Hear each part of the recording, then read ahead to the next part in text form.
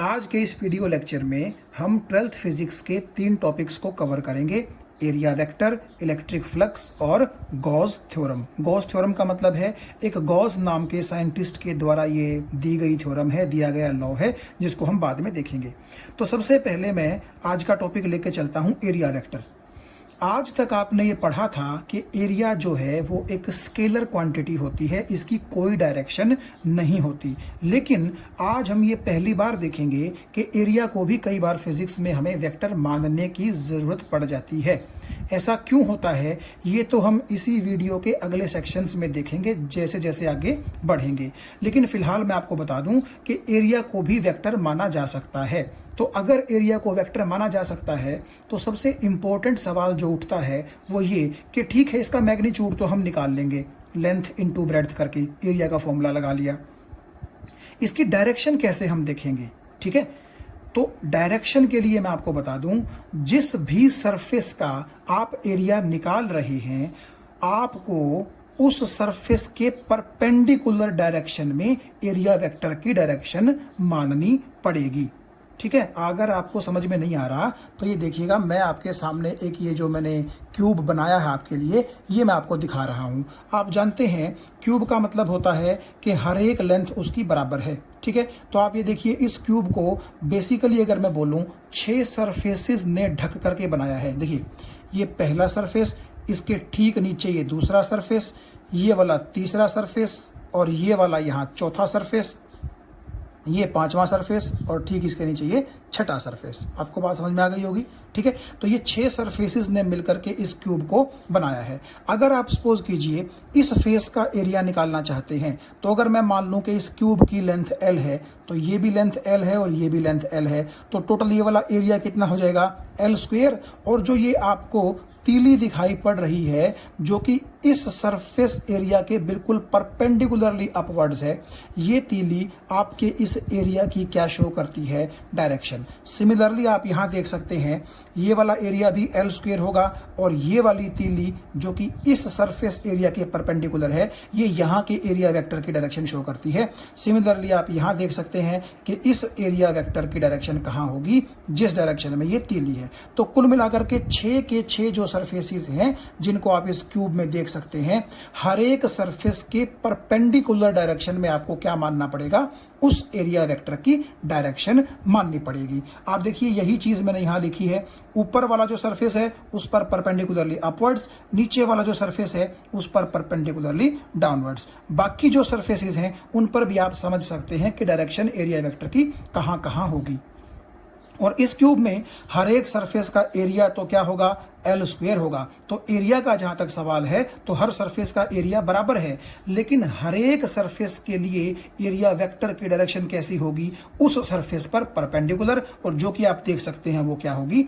अलग अलग होगी, क्योंकि इस सरफेस पर नीचे की तरफ है, इस सरफेस पर ऊपर की तरफ है, इस BFGC सरफेस पर राइट साइड में होगी, और जो ये DHEA सरफेस है इस पर लेफ्ट साइड में होगी, एंड सो ऑन। तो कुल मिलाकर के यहां हमने ये देखा कि एरिया का मैग्नीट्यूड निकालने का तरीका वही है, लेंथ इनटू ब्रेड्थ का फॉर्मूला, लेकिन डायरेक्शन जो होगी वो कहां होगी? जो भी आप सरफेस कंसीडर करेंगे उस सरफेस के परपेंडिकुलर डायरेक्शन में एरिया वेक्टर की डायरेक्शन होगी। तो इसलिए हम एरिया को क्या मान के चलते हैं? एक एरिया वेक्टर मान के चलते हैं। और मैंने आपसे कहा क्यों मान के चलते हैं, ये आने वाले सेक्शंस में, आने वाले टाइम में, इसी लेक्चर में हम देखेंगे। तो अब नेक्स्ट हमारा टॉपिक है इलेक्ट्रिक फ्लक्स।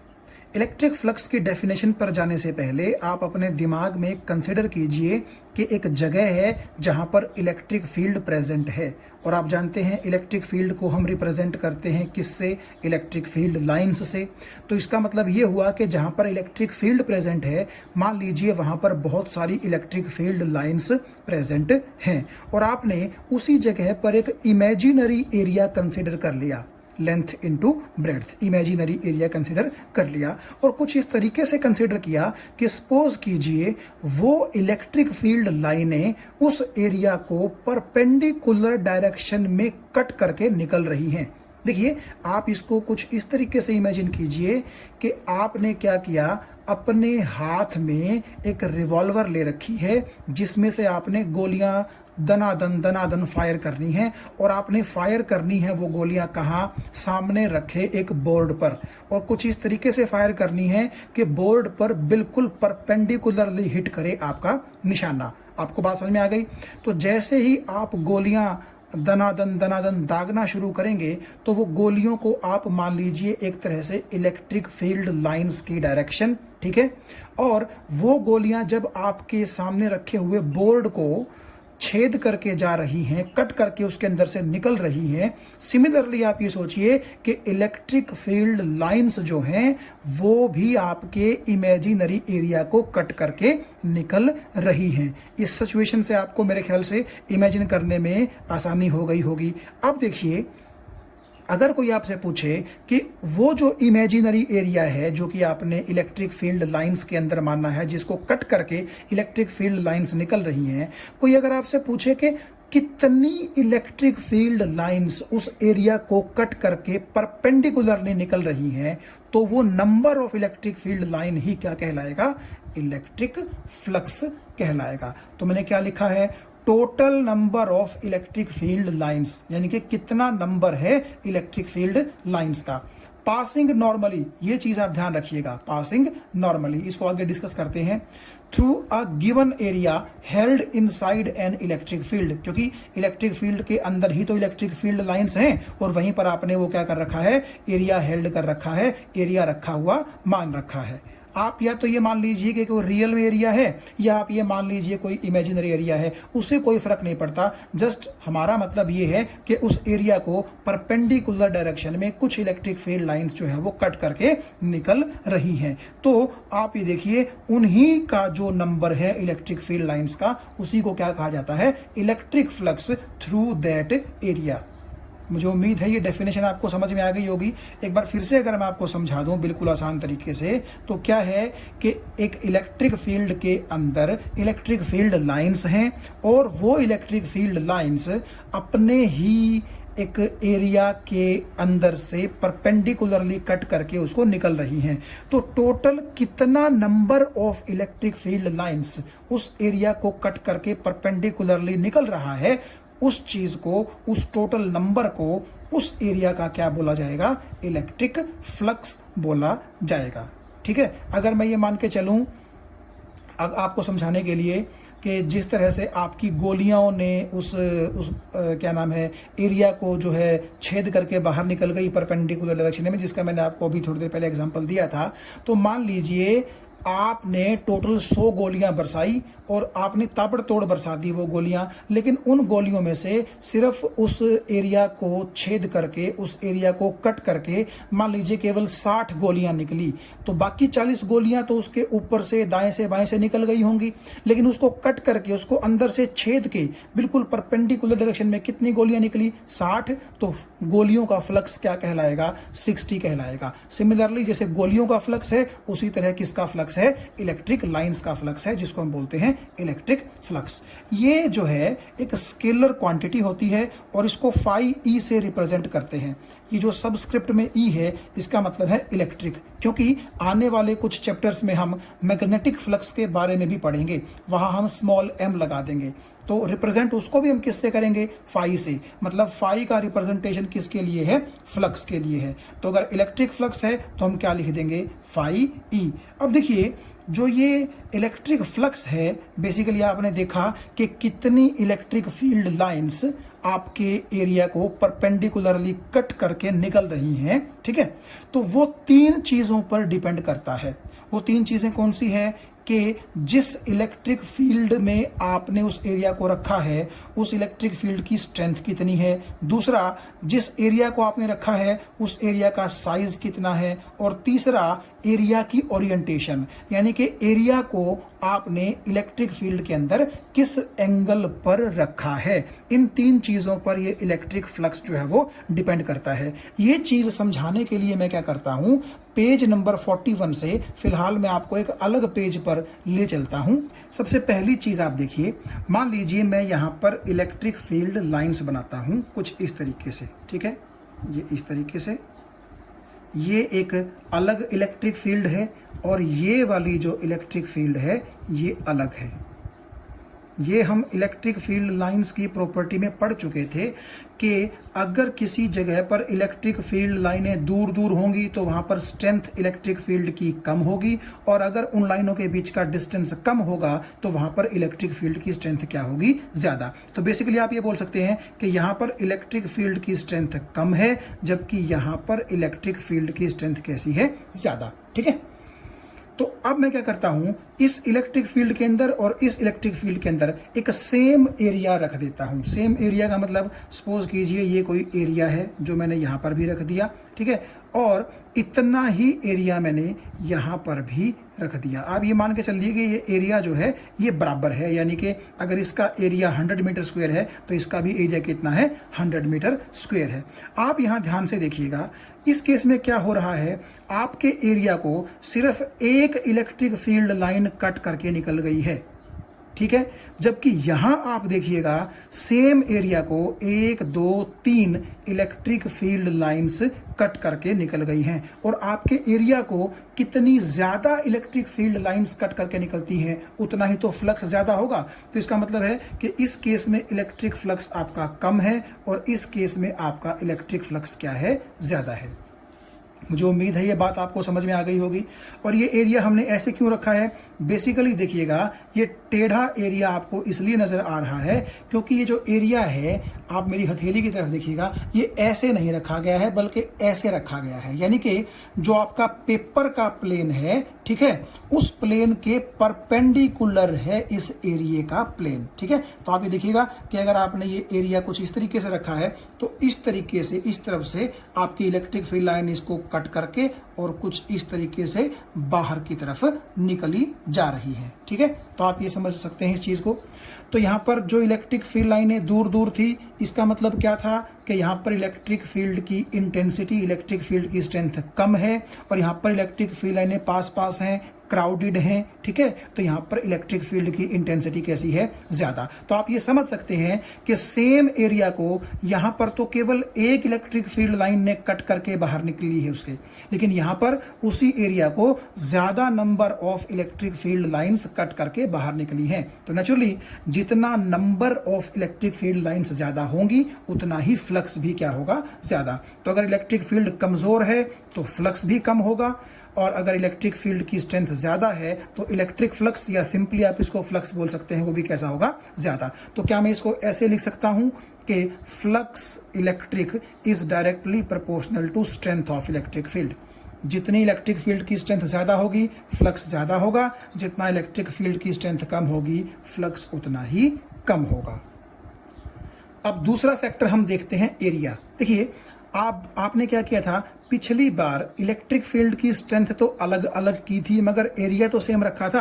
अब की बार हम क्या करते हैं, इलेक्ट्रिक फील्ड की जो स्ट्रेंथ है वो तो रख देते हैं सेम, जबकि एरिया जो है वो क्या रख देते हैं, अलग अलग। सपोज कीजिए आपके पास एक ये एरिया है यहाँ पर, ठीक है, आपको ये बात समझ में आ गई होगी, ये एक छोटा एरिया है। सिमिलरली यहाँ पर मैंने एक और एरिया ले लिया, आप ये देखिएगा ये एक बड़ा एरिया है, यानी कि दोनों एरिया जो हैं उनकी वैल्यू में डिफरेंस है। ये वाला एरिया कैसा है, छोटा है, और ये वाला एरिया कैसा है, बड़ा है। तो आप देखिए, क्या आप ऑब्जर्व कर पा रहे हैं, जो छोटा एरिया है उसमें से सिर्फ 2 इलेक्ट्रिक फील्ड लाइंस निकली हैं, जबकि जो बड़ा एरिया है उसमें से 4 इलेक्ट्रिक फील्ड लाइंस पास कर गई हैं परपेंडिकुलरली। तो नेचुरली इस एरिया का फ्लक्स कितना हो जाएगा, 4, और छोटे वाले एरिया का फ्लक्स कितना हो जाएगा, 2। तो क्या हम यहाँ से ये बोल सकते हैं कि एरिया जितना कम होगा फ्लक्स उतना कम होगा, और एरिया जितना ज़्यादा होगा फ्लक्स उतना ज़्यादा होगा। यानी कि यहाँ मैं लिख सकता हूँ कि electric flux is directly proportional to area. ठीक है, एरिया अगर आपका कम है तो इलेक्ट्रिक फ्लक्स भी आपका कम होगा, और एरिया अगर आपका ज़्यादा है तो इलेक्ट्रिक फ्लक्स भी क्या होगा, आपका ज़्यादा होगा। ठीक है, मुझे उम्मीद है ये चीज़ आपको समझ में आ गई होगी। तो आइए अब तीसरा फैक्टर समझने की कोशिश करते हैं। मैंने आपसे कहा था कि एरिया को आपने इलेक्ट्रिक फील्ड के अंदर किस एंगल पर रखा है वो एंगल भी बड़ा इंपॉर्टेंट है, फ्लक्स उस पर भी डिपेंड करता है। कैसे, देखिएगा, आप ऐसा समझिएगा कि मैं इस सरफेस एरिया की बात कर रहा हूं। तो अगर मैं इस सरफेस एरिया को ऐसे रखूं तो नेचुरली आप देखेंगे कि इलेक्ट्रिक फील्ड लाइंस तो पेपर के प्लेन में हैं, आप समझ गए होंगे, जबकि ये एरिया पेपर के प्लेन के कहाँ है, परपेंडिकुलर है। आपको ये बात समझ में आ गई? ठीक है, मतलब जो ये सरफेस है, ये सरफेस पेपर के प्लेन के कहाँ है, परपेंडिकुलर। तो इस केस में आप जरा एक बात ध्यान से देखिएगा, पीछे से जितनी भी इलेक्ट्रिक फील्ड लाइंस आ रही हैं सब की सब इस एरिया को कट करके इस तरफ जाएंगी। तो इसका मतलब ये है कि इस एरिया के साथ इस सिचुएशन में मैक्सिमम फ्लक्स होगा। और आप एक बात और देखिएगा, भले ही आपका ये जो एरिया है ये इस पेपर के परपेंडिकुलर है, ठीक है, क्योंकि पेपर आपका इस प्लेन में है और एरिया आपका इस प्लेन में है, लेकिन अगर आप ये देखिए ये तीली किसको रिप्रेजेंट करती है, इस एरिया के एरिया वेक्टर की डायरेक्शन को। तो एरिया वेक्टर की डायरेक्शन इस तरफ है और इलेक्ट्रिक फील्ड की डायरेक्शन भी इसी तरफ है। तो यहाँ पर आप देखिएगा थीटा आपको 0 डिग्री नहीं बोल सकते, आप बिल्कुल बोल सकते हैं। आप इस चीज़ को रट्टा मत मारिएगा, ध्यान से देखिएगा। मैं भले ही ये बोल रहा हूं कि surface area is perpendicular to the plane of paper, तो यहां सिर्फ परपेंडिकुलर सुन करके थीटा को 90 मत कर दीजिएगा। ध्यान से सुनिए, थीटा क्या है? थीटा आपका एंगल है इलेक्ट्रिक फील्ड की जो डायरेक्शन है और जो एरिया वेक्टर की डायरेक्शन है उनके बीच में। तो अब आपको समझ में आ गया होगा कि अगर मैं एरिया को कुछ इस तरीके से रखता हूं कि इलेक्ट्रिक फील्ड लाइनें यहां से घुसती हैं और परपेंडिकुलरली कट करके यहां से निकल जाती हैं, तो आप देखिए एरिया वेक्टर भी इसी तरफ है और इलेक्ट्रिक फील्ड की डायरेक्शन भी इसी तरफ है। तो दोनों के बीच में एंगल कितना हुआ, 0 हुआ कि नहीं हुआ? ठीक है, तो हम ये बोल देंगे कि जब इलेक्ट्रिक फील्ड और एरिया वेक्टर के बीच एंगल 0 डिग्री होता है तब मैक्सिमम फ्लक्स होता है, क्योंकि बहुत सारी लाइनें परपेंडिकुलरली यहाँ से कट करती हैं और यहाँ से निकल जाती हैं आपके इस सरफेस एरिया से। अगर यही एंगल मैं 90 डिग्री कर दूं तो क्या होगा? देखिए 90 डिग्री के लिए आप समझ रहे होंगे मुझे ऐसा कुछ करना पड़ेगा। तो अब की बार क्या होगा? अब की बार होगा ये कि इस सरफेस पर एंटर कर रही हैं आपकी इलेक्ट्रिक फील्ड लाइंस और इस सरफेस से बाहर निकल रही हैं, जबकि मैंने बात तो सिर्फ इस सरफेस की करनी है ना।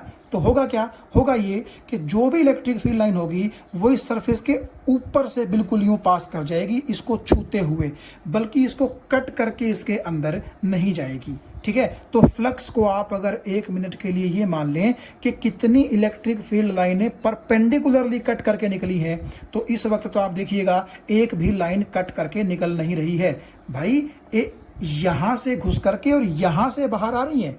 तो इस सरफेस के लिए तो आप बोलेंगे कि हाँ परपेंडिकुलरली कट कर रही हैं, लेकिन मैं तो इस सरफेस की बात कर रहा हूं जिस पर मैंने ये ब्लू पेन चला दिया है, आप देखिएगा। ठीक है, तो इस केस में क्या होगा आप देखिएगा, इलेक्ट्रिक फील्ड लाइंस की डायरेक्शन तो अभी भी इस तरफ है, मगर एरिया वेक्टर तो यूं है और दोनों के बीच आप देखिए एंगल कितना रहेगा, 90 डिग्री। यानी कि थीटा जब 90 डिग्री है, थीटा किसके किसके बीच में? इलेक्ट्रिक फील्ड इंटेंसिटी और जो एरिया हमने कंसीडर किया है उसके एरिया वेक्टर के डायरेक्शन के बीच का ये थीटा 90 डिग्री है। तो अगर ऐसा है तो हो क्या रहा है? तो इलेक्ट्रिक फील्ड लाइनें इसको परपेंडिकुलरली कट करके नहीं जा रही हैं, बल्कि इसके ऊपर से छू के जा रही हैं जस्ट इसको। तो हम ये मान लेंगे कि कोई भी लाइन इसको कट करके नहीं जा रही, तो इसके साथ फ्लक्स कितना है? 0 है। क्यों? क्योंकि भले ही लाइनें इसके ऊपर से बिल्कुल यूं इसको छू के, टेंजेंशियली छू के इस तरफ पास कर गई हैं, लेकिन बात तो कट करने की हुई थी ना, तो कट तो एक भी लाइन नहीं कर रही है। हाँ, जब आपने इसको इस तरह से रखा था, इस तरीके से, तो तब क्या हुआ था? यहाँ से घुस के और यहाँ से कट करके निकल रही थी। लेकिन जब आप इसको यूं रख देंगे तो तब तो कट करके नहीं निकल रही है ना। तो इसका मतलब है कि जब एंगल 90 होगा तो उस केस में आपका जो इलेक्ट्रिक फ्लक्स है वो 0 होगा, जबकि जब एंगल 0 डिग्री था तो उस केस में आपका इलेक्ट्रिक फ्लक्स कैसा था? मैक्सिमम था। और ध्यान से देखिएगा, ये जो एंगल है ये इलेक्ट्रिक फील्ड की जो डायरेक्शन है और जो एरिया वेक्टर की डायरेक्शन है उनके बीच में है। तो इसका मतलब सच हुआ कि सच में एंगल के चेंज होने से फ्लक्स की वैल्यू भी क्या होती है? चेंज होती है। तो जब आपने देखा कि एंगल के ऊपर सच में फ्लक्स डिपेंड करता है, तो मुझे क्या लिखना चाहिए? मुझे लिखना चाहिए कि electric flux is directly proportional to cos theta. अब कई सोचेंगे कि जी कोस थीटा क्यों, साइन थीटा क्यों नहीं। देखिए मेरी बात को आप ध्यान से देखिएगा। आपने ये देखा कि जब आपका इलेक्ट्रिक फील्ड और एरिया वेक्टर के बीच एंगल 0 था, ठीक है, एंगल कितना था 0, तो उस वक्त फ्लक्स कैसे थे, मैक्सिमम। तो आप ये देखिए 0 एंगल पे मैक्सिमम वैल्यू किसकी होती है, कोस की होती है कि साइन की होती है, कोस की होती है। आप यहाँ देखिए, आप जानते हैं साइन 0 डिग्री कितना होता है 0, जबकि कोस 0 डिग्री कितना होता है 1। तो नेचुरली आप ये जानते हैं कि जब एंगल 0 डिग्री था तो फ्लक्स को मैक्सिमम होना चाहिए था। तो दोनों में से मैक्सिमम कौन है, 0 के कॉरस्पॉन्डिंग कोस है ना, तो इसका मतलब यहाँ पर क्या आएगा, कोस थीटा। और आपने ये भी देखा कि जैसे जैसे एंगल 0 से बढ़ते बढ़ते बढ़ते बढ़ते 90 पहुंच गया, यानी कि एंगल इंक्रीज हुआ, तो एंगल के इंक्रीज होने से आप देखिए फ्लक्स डिक्रीज हो गए, क्योंकि जब एंगल 0 था तो फ्लक्स मैक्सिमम थे, और जब एंगल 90 हुआ तो फ्लक्स क्या हो गए, 0। आपको मैं अगर थोड़ा सा सिचुएशन दिखाने की कोशिश करूं फिर से, तो यहां देखिएगा आप, ये वही चीज़ है, ये आपका एरिया वेक्टर है और ये आपकी इलेक्ट्रिक फील्ड है, दोनों के बीच एंगल 0, तो मैक्सिमम लाइंस इस एरिया को कट करके निकल रही हैं, यानी कि फ्लक्स कैसा है, मैक्सिमम। लेकिन जब मैंने एंगल को 0 से धीरे धीरे, आप देखिएगा कुछ इस तरीके से, मैं इसको इस तरह से इंक्रीज कर रहा हूँ, और अब एग्जैक्टली इलेक्ट्रिक फील्ड इधर, एरिया वेक्टर ऊपर की तरफ, तो अब की बार दोनों के बीच एंगल कितना हो गया, 90। तो एंगल 0 से इंक्रीज ही तो हुआ है, 0 से इंक्रीज हुआ है, लेकिन फ्लक्स क्या हुए हैं, फ्लक्स मैक्सिमम से डिक्रीज करते करते 0 हो गए हैं। तो सच में आप देखिएगा, एंगल जब इंक्रीज करेगा तो फ्लक्स को डिक्रीज करना पड़ेगा, और ये प्रॉपर्टी किसके पास होती है, ये कोस के पास होती है। क्योंकि आप देखिएगा साइन जो है 90 वो होता है 1, जबकि कोस 90 जो होता है वो होता है 0। तो इसका मतलब है कि साइन 0 0 होता है, साइन 90 1 होता है। तो साइन के केस में आप क्या बोलेंगे कि जब एंगल बढ़ेगा 0 से 90 तो वैल्यू भी 0 से 1 बढ़ेगी, जबकि कोस के केस में क्या है, जैसे जैसे एंगल बढ़ेगा आप देखिए कोस थीटा की वैल्यू घटेगी। क्यों, कोस 0 1 होता है, कोस 90 0 होता है। इसका मतलब जैसे ही एंगल 0 से 90 की तरफ बढ़ा, कोस थीटा की वैल्यू 1 से घटते घटते कहाँ आ गई, 0 पर। तो इसका मतलब है हमें कोस में से और साइन में से ही अगर एक का चुनाव करना है तो हम किसको चुनेंगे, उसको चुनेंगे जो एंगल बढ़ने के साथ साथ घटता हो। क्यों, क्योंकि एंगल के बढ़ने के साथ साथ फ्लक्स आपके क्या हुए हैं, डिक्रीज, और वो फैक्टर तो कोस थीटा है ना, इसका मतलब हम कोस थीटा को चुनेंगे। तो जब मैं लिखता हूं कि electric flux is directly proportional to cos theta, इसका क्या मतलब है, इसका मतलब है कि जैसे जैसे आपका थीटा बढ़ेगा तो कोस थीटा की वैल्यू क्या होगी, कोस थीटा की वैल्यू घटेगी, और अगर कोस थीटा की वैल्यू घटेगी तो आपके फ्लक्स की वैल्यू भी क्या होगी, घटेगी। मुझे उम्मीद है ये चीज़ आपको समझ में आ गई होगी। भाई देखिए, जैसे जैसे एंगल बढ़ा आपके फ्लक्स घटे ही तो हैं, तो एंगल बढ़ने से अगर आपकी कोस की वैल्यू कम होती है, जैसा कि आप देख सकते हैं, ठीक है, तो अगर एंगल बढ़ने से कोस की वैल्यू कम होगी तो कोसाइन थीटा की वैल्यू कम होगी, और कोसाइन थीटा पर डिपेंड करता है फ्लक्स। इसका मतलब ये हुआ कि आपका एंगल बढ़ा और कोसाइन ऑफ द एंगल घटा, इसका मतलब आपके फ्लक्स भी घटे। तो हमारी सिचुएशन को कौन बेटर हैंडल करता है, cos theta. So that is why मैंने लिखा कि इलेक्ट्रिक फ्लक्स जो है वो कोस थीटा के डायरेक्टली प्रोपोर्शनल है। कोस थीटा कम होगा तो फ्लक्स कम होंगे, और कोस थीटा बढ़ेगा तो फ्लक्स भी बढ़ेंगे। तो कुल मिलाकर के मुझे उम्मीद है ये तीनों फैक्टर आपकी समझ में आ गए होंगे। और जब तीनों फैक्टर हमने डिस्कस कर लिए तो क्या हम ऐसे नहीं लिख सकते इसको कि electric flux is directly proportional to electric field intensity into area into cos theta, क्योंकि तीनों के डायरेक्टली प्रोपोर्शनल था। आप यहाँ देखिए ई के भी डायरेक्टली प्रोपोर्शनल, एरिया के भी डायरेक्टली प्रोपोर्शनल, और कोस थीटा के भी डायरेक्टली प्रोपोर्शनल। तो मैंने तीनों को यहाँ पर कंबाइन करके लिख दिया। प्रोपोर्शनलिटी का साइन हटने के बाद कॉन्स्टेंट जो आता है, मान लीजिए वो 1 आया, तो कुल मिलाकर के आपके पास फ्लक्स का जो फॉर्मूला आया वो क्या आया, phi E is equal to E into A into cos theta. तो ये आपके इलेक्ट्रिक फ्लक्स का क्या रहेगा, फॉर्मूला रहेगा। तो आप अगर ध्यान से देखें पेज नंबर 41 पर मैंने वही चीज़ आपको बताने की कोशिश की है। ठीक है, तो आप इसको देख लेंगे, मैंने आपको समझा तो पहले ही दिया है। तो आप यहाँ देखिए पेज नंबर 42 पर भी वही है, ये एरिया की बात है और ये मैंने ओरिएंटेशन की बात आपके आगे की है। ओरिएंटेशन का मतलब कि किस तरह से हम एरिया वेक्टर और इलेक्ट्रिक फील्ड के बीच एंगल को डिस्कस करेंगे। उसके बाद मैं आ जाता हूँ अब पेज नंबर 43 पर। पेज नंबर 43 पर भी मैंने आपको वही बताया है कि साइन और कोस में से हमने कोस को प्रेफर क्यों किया। ठीक है, तो मुझे उम्मीद है ये चीज़ें आप पढ़ लेंगे इसमें से, और आपको मैंने समझा तो पहले ही दिया है। उसके बाद आइए आप यहाँ पेज नंबर 44 पर, ये हमारे लिए अब काम का है। तो ये चीज़ मैं आपको पहले बता चुका हूँ कि मेरे पास इलेक्ट्रिक फ्लक्स का फॉर्मूला ये आ गया, और इसको आप ई डॉट ए भी लिख सकते हैं, क्योंकि डॉट प्रोडक्ट जो होता है आप जानते हैं वो किसके बराबर होता है, पहले वेक्टर का मैग्नीट्यूड इंटू दूसरे वेक्टर का magnitude into cosine of the angle between the two vectors. तो ये जो थीटा है ये ऑफ कोर्स आप देखिएगा इलेक्ट्रिक फील्ड इंटेंसिटी और जो एरिया वेक्टर है उनके बीच का एंगल है। ठीक है, तो ये फॉर्मूला आपको मैंने बता दिया कि किस तरह आया है। तो आगे से आप ध्यान रखिएगा कि इलेक्ट्रिक फ्लक्स निकालने का जो फॉर्मूला है वो ये रहेगा, इलेक्ट्रिक फील्ड और एरिया वेक्टर का डॉट प्रोडक्ट, यानी कि ई ए कॉस थीटा। अब आप ये देखिए, मैं जब बात आपसे कह रहा था कि एरिया को क्यों स्केलर मानने एरिया को क्यों वेक्टर मानने की ज़रूरत पड़ी।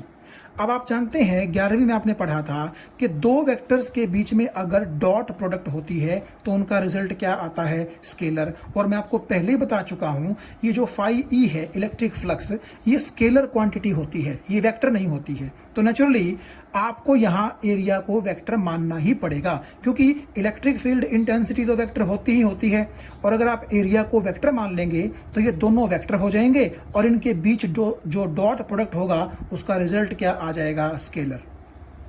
अगर आप एरिया को वेक्टर नहीं मानते यहाँ तो क्या होता, एरिया हो जाता स्केलर, और स्केलर की जब आप वेक्टर से मल्टीप्लाई करते हैं तो नेचुरली वो क्या बनता है, वेक्टर ही बनता है, जस्ट मैग्नीट्यूड उसका बढ़ जाता है। तो तब आपका इलेक्ट्रिक फ्लक्स क्या आता है, एक वेक्टर आता। लेकिन इलेक्ट्रिक फ्लक्स वेक्टर नहीं होता, क्योंकि ये वेक्टर लॉज को फॉलो नहीं करता है। तो इसे हमें स्केलर बनाना था, इस वजह से हमें एरिया को क्या मानना पड़ा, एक वेक्टर मानना पड़ा, क्योंकि vector dot product vector is equal to scalar. अब देखिए एसआई यूनिट जो रहेगी इलेक्ट्रिक फ्लक्स की वो क्या होगी, इलेक्ट्रिक फील्ड इंटेंसिटी की यूनिट होती है न्यूटन पर कूलम्ब, और एरिया होता है मीटर स्क्वायर में, इसकी तो कोई यूनिट होती नहीं, तो आपका न्यूटन मीटर स्क्वायर पर कूलम्ब ये आ जाएगी जी इलेक्ट्रिक फ्लक्स की एसआई यूनिट।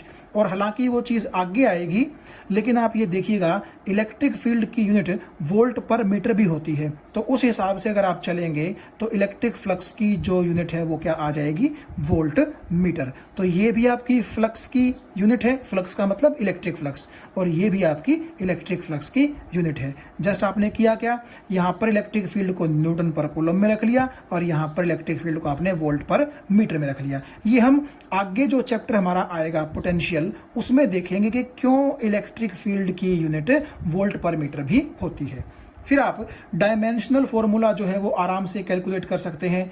जैसा कि आप जानते हैं formula E A cos theta है, और इलेक्ट्रिक फील्ड का क्या फॉर्मूला होता है, फोर्स एक्सपीरियंस्ड पर यूनिट टेस्ट चार्ज।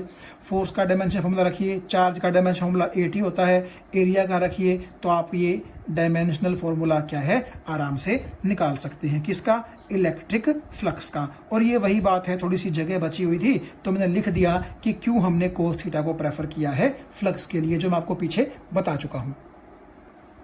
तो अब आप सपोज कीजिए कि आपके पास एक फुटबॉल है, स्फीयर है, उसके सेंटर पर एक आपने पॉजिटिव चार्ज रख दिया है, फुटबॉल के सेंटर पर।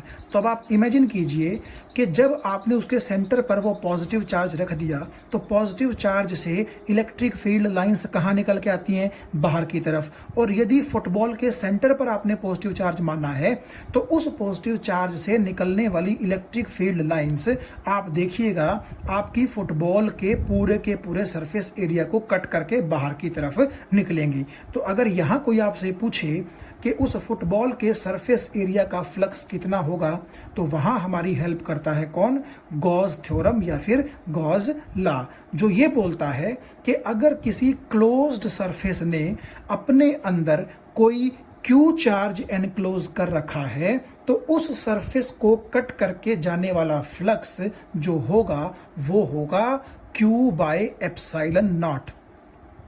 यानी कि मैंने लिखा द टोटल फ्लक्स, यहाँ फ्लक्स का मतलब है electric flux, through a closed surface. ये ध्यान से देखिएगा चीज, गॉस लॉ क्लोज्ड सरफेस के लिए ही लागू होता है। जैसा कि मैंने आपको फुटबॉल कहा था, वो पूरी तरह बंद है ना चारों तरफ से, ठीक है, तो आप उसको एक क्लोज्ड सरफेस मान सकते हैं।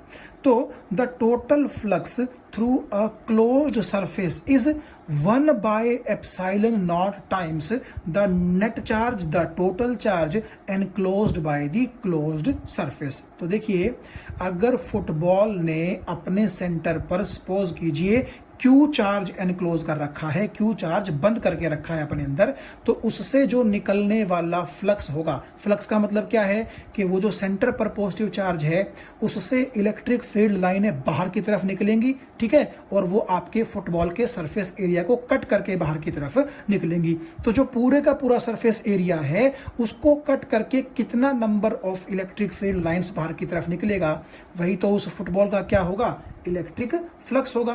तो वो इलेक्ट्रिक फ्लक्स हम कैसे निकाल लेंगे, सिंपली गॉस ने बताया कि आप क्या करिए, उस एनक्लोज्ड चार्ज को 1 बाय एप्सिलॉन नॉट से मल्टीप्लाई कर दीजिए, या कह लो कि चार्ज को एप्सिलॉन नॉट से डिवाइड कर दीजिए। लेकिन ये ध्यान रखिएगा कि this law is only valid for closed surface. हाँ, सरफेस का शेप कुछ भी हो वो कोई दिक्कत नहीं है, ठीक है। तो यहां पर जो ये Q है, इस Q का मतलब है कि आपके क्लोज्ड सरफेस के अंदर टोटल जितने भी चार्जेस हैं सभी चार्जेस का सम। तो नेचुरली हम तो अपनी फुटबॉल को एक जब क्लोज सरफेस मान रहे हैं तो उसके अंदर केवल एक ही चार्ज लेकर के चल रहे हैं ना, ठीक है।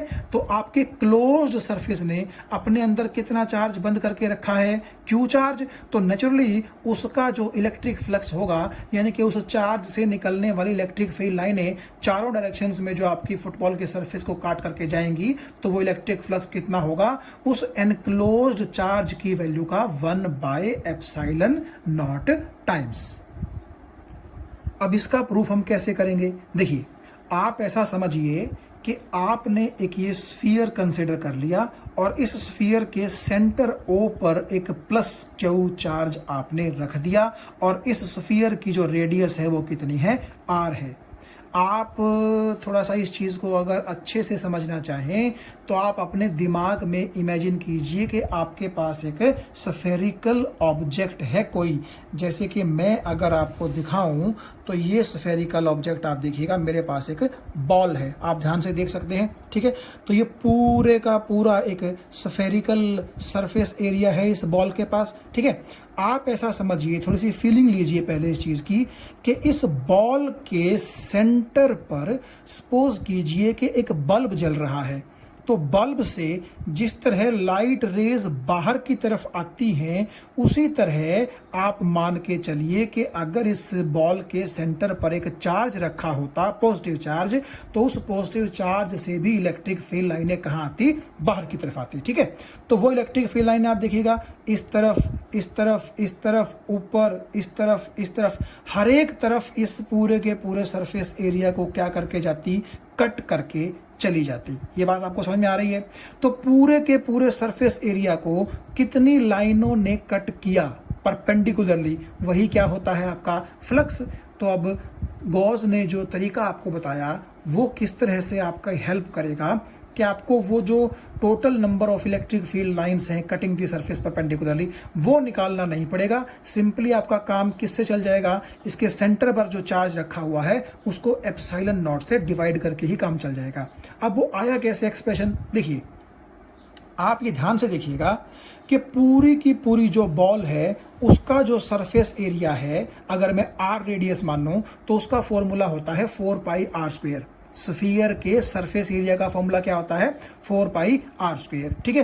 तो अगर उस पूरे के पूरे सरफेस एरिया में से ये छोटा सा एरिया मैं कट कर लूँ, तो अगर आप पूरे बड़े एरिया को A बोलोगे तो इस छोटे से एरिया को, इस पूरे के पूरे बॉल के सरफेस एरिया को देखते हुए सिर्फ ये जो एरिया पेंसिल से मैंने आपको दिखाया है कट करके, ये तो छोटा है ना, तो इसीलिए इसको मैं क्या बोल देता हूँ, DA बोल देता हूँ। अब आप इमेजिन करिए, देखिए, आप भूल जाइए कि इसके अंदर चार्ज रखा हुआ है, आप मानिए कि इस बॉल के सेंटर पर एक बल्ब रखा हुआ है, और अगर आपने ये वाला एरिया कट कर दिया तो इस एरिया से यूं यूं यूं बाहर की तरफ लाइट रेज आ रही हैं, जिनको आप लाइट फ्लक्स बोल सकते हैं एक तरीके से, ठीक है। तो नेचुरली इस छोटे से एरिया से जो लाइट बाहर आएगी वो भी तो कम ही होगी भाई। अगर आप देखिएगा बाकी जो पूरे का पूरा सरफेस एरिया है उसके तो लाइट सिर्फ अंदर रह गई, सिर्फ इसी से तो बाहर आ रही है क्योंकि इसी को हमने कट किया है। तो नेचुरली अगर पूरे एरिया को हम कट करते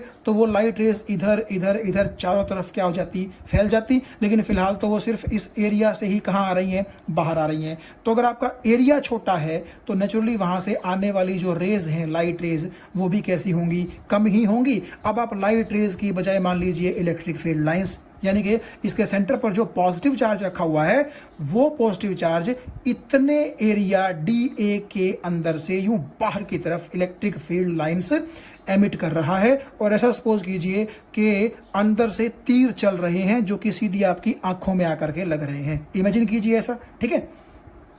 तो अब अगर मुझे सिर्फ इस छोटे एरिया का फ्लक्स निकालना हो तो मुझे क्या लिखना पड़ेगा, तो वो मैंने फ्लक्स भी छोटा ही लिख दिया, फाई ई की बजाय डी फाई ई। तो वो फ्लक्स का फॉर्मूला क्या होता है, इलेक्ट्रिक फील्ड इनटू एरिया। तो क्योंकि एरिया आपके पास ये छोटा है DA, तो मैंने DA लिख दिया, और ये E into DA into cos theta. अब आप देखिएगा E की वैल्यू मैंने लिखी है 1/4 pi epsilon naught Q by R square. ऐसा क्यों, ऐसा आप यहाँ ध्यान से देखिएगा कि अगर ये O पॉइंट पर Q चार्ज रखा हुआ है तो अगर मैं इस Q चार्ज से R डिस्टेंस पर यहाँ या फिर यहाँ या फिर यहाँ या फिर यहाँ या फिर यहाँ या फिर यहाँ, मतलब कि इस स्फीयर के सरफेस एरिया पर अगर आपसे पूछूं कि इलेक्ट्रिक फील्ड इंटेंसिटी कितनी होगी, तो फॉर्मूला क्या होता है उसका, 1/4 पाई एप्सिलॉन नॉट और magnitude of charge divide by square of the distance. तो ये हो गया 1/4 पाई एप्सिलॉन नॉट। चार्ज आपका कितना था Q, और आपने कितने डिस्टेंस पर देखनी है इलेक्ट्रिक फील्ड, स्फीयर के सरफेस एरिया पर, और वो सरफेस एरिया सेंटर से कितनी दूरी पर है, रेडियस के बराबर, यानी कि ये R स्क्वायर आ गया। तो आपको ये बात समझ में आ गई होगी। और आप ये भी समझ लीजिए कि इस चार्ज की वजह से पूरे के पूरे इस स्फीयर के सरफेस एरिया पर इलेक्ट्रिक फील्ड इंटेंसिटी की वैल्यू कैसी होगी, सेम होगी। क्यों, क्योंकि ये वाला पॉइंट भी R डिस्टेंस पर है, ये वाला पॉइंट भी, ये वाला पॉइंट भी, सभी पॉइंट जो आपके इस बॉल के या इस स्फीयर के सरफेस पर लाई करेंगे वो सेंटर से रेडियस के डिस्टेंस के बराबर के डिस्टेंस पर ही तो होंगे। तो नेचुरली वहां पर इलेक्ट्रिक फील्ड इंटेंसिटी हर पॉइंट पर कैसी होगी, सेम होगी। तो मैंने, आप यहां देखिएगा, इस इलेक्ट्रिक फील्ड इंटेंसिटी की जगह मैंने उसकी वैल्यू रख दी, और एरिया क्योंकि DA था तो DA का DA रख दिया, और थीटा आप देखिए 0 डिग्री रहेगा। क्यों रहेगा, आप ज़रा ध्यान से देखिएगा। मैंने आपसे पहले ही कहा था कि जो एरिया आपने कट किया है वो एरिया वेक्टर होगा, और वेक्टर की डायरेक्शन कहाँ होगी, जहाँ पर भी आपने एरिया कट किया है उसके परपेंडिकुलर, यानी कि ये जो मैं तीली आपको दिखा रहा हूँ, देखिएगा ध्यान से, इस तरफ होगी। आपको दिख रही है बड़े आराम से, ठीक है।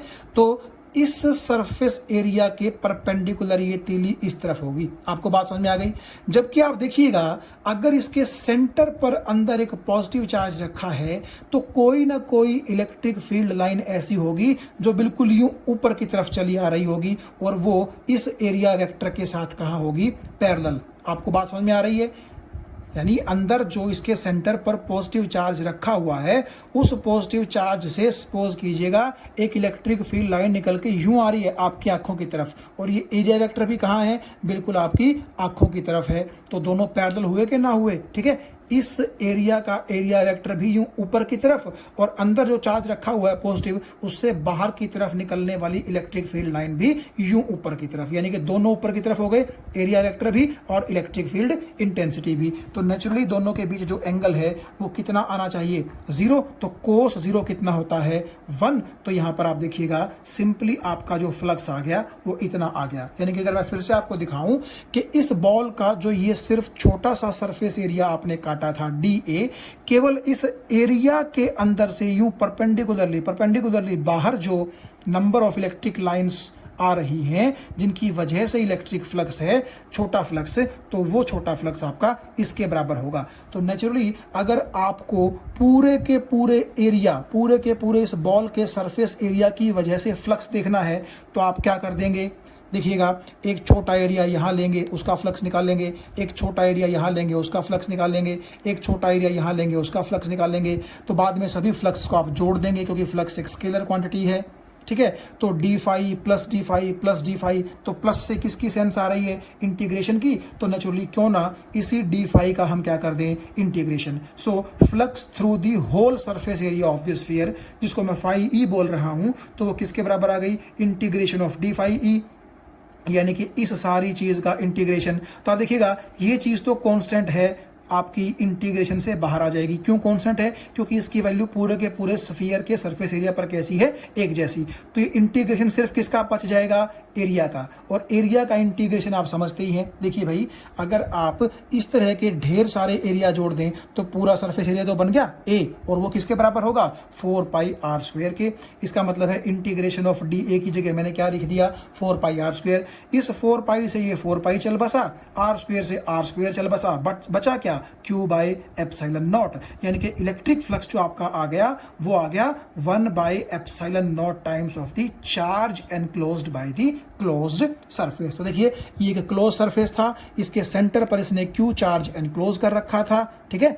क्लोज सरफेस का मतलब है पूरी तरह बंद है, ये खुला नहीं है कहीं से, ठीक है। हमने यहाँ से इसको खुला ज़रूर माना था, लेकिन बाद में फिर इसको बंद करके और पूरे के पूरे एरिया पर जब इंटीग्रेशन किया तो क्लोज सरफेस के अंदर इसने अपने सेंटर के ऊपर जो चार्ज एनक्लोज कर रखा था, बंद कर रखा था, वो कितना था, Q। तो टोटल फ्लक्स कितना आया, Q by epsilon not.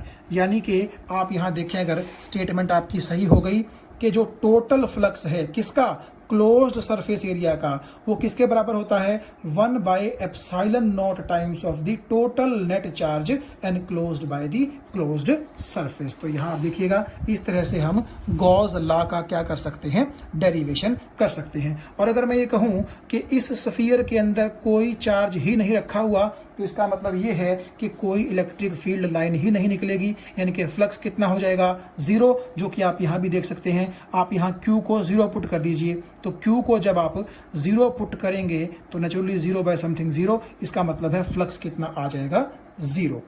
Thank you. एक बहुत छोटा सा पॉइंट हम और देख लेते हैं।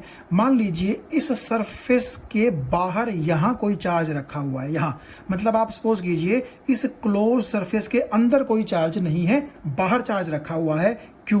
तो अगर इस चार्ज की वजह से आपको इस सरफेस के साथ फ्लक्स निकालना पड़े तो वो कितना होगा, वो भी कितना होगा, 0 होगा। क्यों, क्योंकि आप देखिएगा, हमने बात क्या की है कि चार्ज जो है वो एनक्लोज्ड किया हुआ होना चाहिए बाय द क्लोज्ड सरफेस।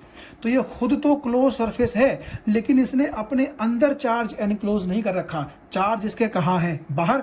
तो बाहर तो कितना भी चार्ज रहे, अंदर चार्ज एनक्लोज तो हम 0 मान सकते हैं ना, ठीक है। इसीलिए फ्लक्स भी कितना हो जाएगा, 0। तो आप ये ध्यान से सुनिएगा कि अगर किसी क्लोज्ड सरफेस के बाहर चार्ज पड़ा है और उस चार्ज की वजह से आपको फ्लक्स निकालना है, तो वो फ्लक्स कितना होगा, 0 होगा, because that charge lies outside the closed surface, ठीक है। That charge is not lying inside that closed surface. और गॉस थ्योरम किसके ऊपर एप्लीकेबल है कि आपके क्लोज सरफेस ने कितना चार्ज एनक्लोज कर रखा है।